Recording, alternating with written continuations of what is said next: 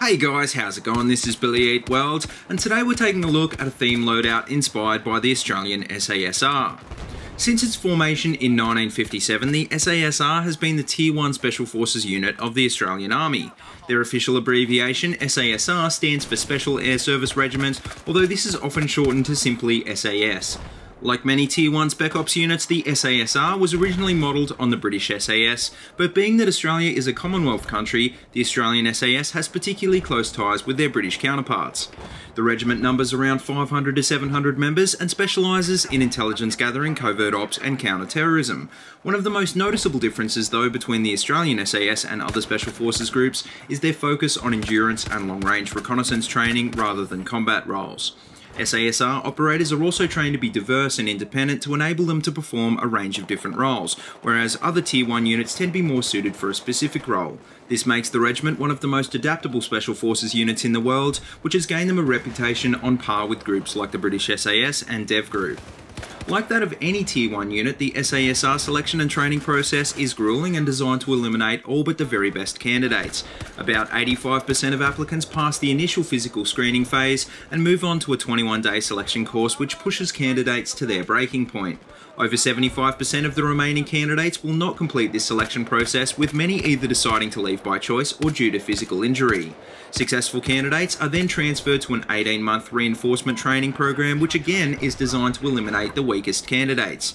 After this process, the few remaining candidates are posted to their SASR Sabre squadrons as a trooper, which is equivalent to the rank of private.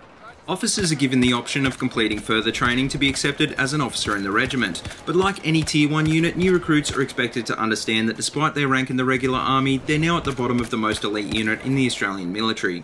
Now in terms of equipment, like many Tier 1 units, the SASR is equipped with a range of weapons, many of which are found in Battlefield 4. Just before we get into weapons though, just a quick note for any gun enthusiasts out there, I'm going to use the in-game designations to avoid confusion.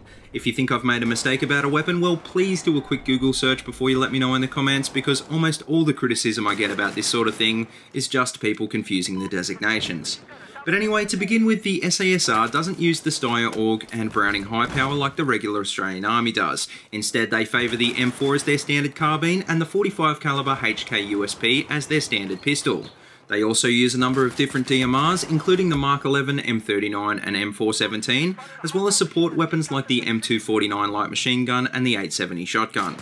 Now normally for my Special Forces loadouts, I choose to run with an assault rifle or carbine as my primary, but I thought I'd mix things up a little today and run with the DMR instead.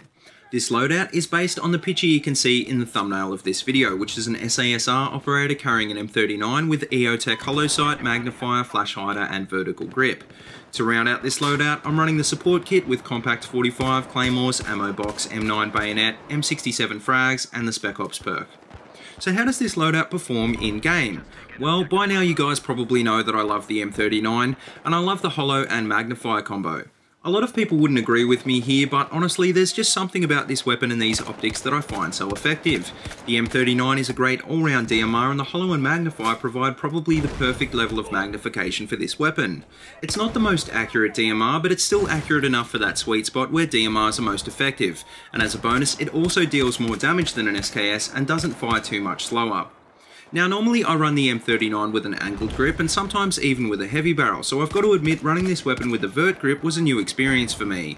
I've got to say I was pretty impressed by it though, because it does let you get in a whole lot closer than normal because you don't have to feel like you can't fire when strafing if you really need to. I don't think the vert grip will do a whole lot for the hipfire of this weapon though, and honestly I'd probably recommend that you switch to your pistol at point blank range anyway. And speaking of your pistol, well the compact 45 is definitely not a good complement for the M39 because it deals very similar damage in close range and only fires a fraction faster. It does have a very fast reload and decent hipfire though, so it is a little better than the M39 at very close range, but ideally you want to pair a DMR with something that fires a little bit faster like the 93R or the G18. Now as for the rest of the equipment, well I hate to run the support kit without the Airburst or C4, but claymores do have their uses from time to time. The M67s though, I really did enjoy using again, because they really feel tactical when you manage to get kills with them, way more than RGOs do, that's for sure. All in all, this definitely isn't the most effective way to use the support kit, but then who cares what's effective if you're having fun. So to wrap up this video, I definitely would suggest giving this loadout a try, especially if you like playing with DMRs. It's definitely been fun to research this unit, and of all the theme loadouts I've played with so far, this has probably been my favourite. But anyway, let me know what you guys think in the comments section below, and if you have a loadout that you'd like me to check out in an upcoming video, feel free to leave that as well.